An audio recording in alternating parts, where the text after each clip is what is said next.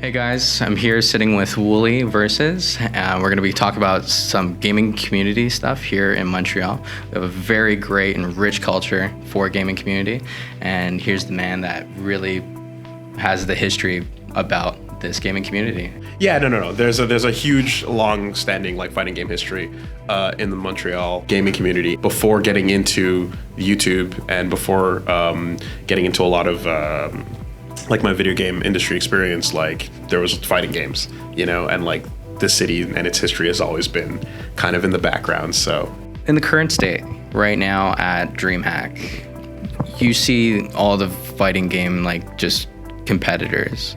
What do you think of that compared to other years? It's a major event, it's an official sponsored tournament. So Sonic Fox is coming out to compete and a lot of other really huge names, but I think it's nice to know that as long as the games that we run at DreamHack have official sponsorships and at the very least have the support of, whether it's NetherRealm or Capcom or Namco, that there will be the strongest players in those scenes coming out to Montreal to fight.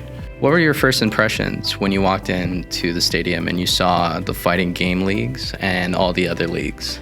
Well, I know it's something we kind of touched on off camera a bit, that you mentioned you saw the most people over at the fighting game area.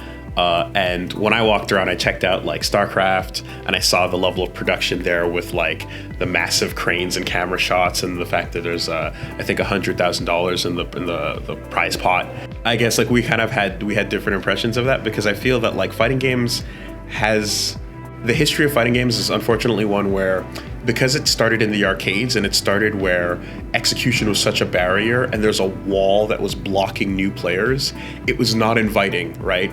I guess the difficulty, the sort of the fear of losing, of maybe it's, there's a lot of elements that you can break down, but I think until we crack that, it won't be on that level of production as the other esports are. What do you think that bubble is really created about? Because I don't really see it as much. Do you think it's about the strategy section of it or losing? Because I've experienced both and curve for every game, and I feel like each one has its own individual dynamic to it, that you could just pick a character and then have them as yourself. This is your main type of go-to character. But you'll notice that in any of those other genres, when you want to use one of your character's abilities, you click on the button. Yeah. And then you're on a cooldown. Yeah. And that's all there is to it. That's true. So that's one of those things that I will see how the future goes. But Riot recently picked up a company called Radiant Games that was working on a fighting game with single input special moves and cooldowns. And the idea that they might be making a League of Legends fighting game with very simple inputs is really interesting and appealing, because I feel that might bridge this gap. It might be interesting to see how that goes, because I really do think that execution is one thing that keeps people away. Smash Brothers came along. Even if they're a little bit afraid of what fighting games were in their memory, well, this is characters I love, and the inputs are completely different, and it's very simple. So Smash Brothers is very healthy, and it's really popular because it kind of solves those two problems in a way, Which controller, if you don't mind me asking, do you use for Smash? I use GameCube controller, personally. I use a nunchuck. Wow, you prefer the nunchuck? I prefer the nunchuck. I grew up with the nunchuck, and I stuck with it. You grew up with the nunchuck? You had the nunchuck? You must be younger than I thought. I'm 21. Okay, wow.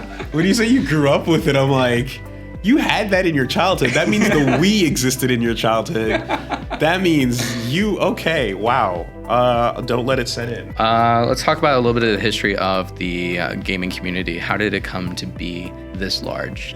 So fighting games in Montreal is an interesting thing, because back in the 90s and early 2000s, there were a couple of arcades that were these key spots that had a lot of strong players. And up in an area called Saint Laurent, there was an arcade called Mira, where just a lot of really, really strong people were just drawn and competing in that area. I happened to be lucky enough to move into that neighborhood. I had no idea that was a big deal at the time. Those players would then kind of go to New York and fight against the Justin Wongs at the time and the Sanford Kellys and some of the old school, really strong Street Fighter players, In 2008, Street Fighter 4 came out, right? And that kind of brought back the fighting game community in a way. And a lot of people were like, oh, wow, like this is a new thing that is just like what I remember. And people were really interested in playing these games. So as someone who's just been a hardcore fighting game player for my entire life, I remember I would take my Xbox 360 out to a place called Cine Express on St. Catherine and have an event called Tatsumaki Tuesdays, where basically anyone could come out. I'd make a little Facebook group and you could join a little $2 tournament. We'd eat nachos, drink beer, and play some Street Fighter. Eventually, some of the old school players started coming around as well, and Tatsumaki Tuesdays really picked up steam and eventually recreated like the new era of like MTLSF, which is Montreal Street Fighter. That Facebook group grew to be like hundreds, strong in a short period of time. And during those days, the 2008 through maybe 2012, I was running these like tournaments for, the Montreal scene. It really kind of brought back a resurgence at a time when fighting games really needed all the help they could get, It all came from those old original arcades, and then these Tatsumaki Tuesday meetups like really just fostered a growth of like competition in Montreal, and I'm really proud of that. I'm really happy that like a lot of the strength we have as a city in fighting games like came from those meetups, those weeklies. So yeah, that's a really cool part of Montreal history. Well, that's fantastic history, honestly, and I really appreciate what you've done for that community and just being a part of it, honestly. Thanks. Yeah, I mean, obviously, like it definitely is not alone. Like that's something that Vivek, who's helping to run the tournament today, and Stefan and Pierre and a lot of these guys over the years have come and like helped, and they've taken over. Eventually, like I kind of faded into the back and started doing YouTube as my main thing, and these guys all ran the scene, and like they've been doing an incredible job with it since then. And like, yeah, like it was definitely a team effort, but like I'm really happy with like how healthy and how strong like our city came as a result of that stuff. So thank you, and shout outs to those guys too. Awesome. Cool. That's great. Thank you. Thank you. Thank you very much for watching.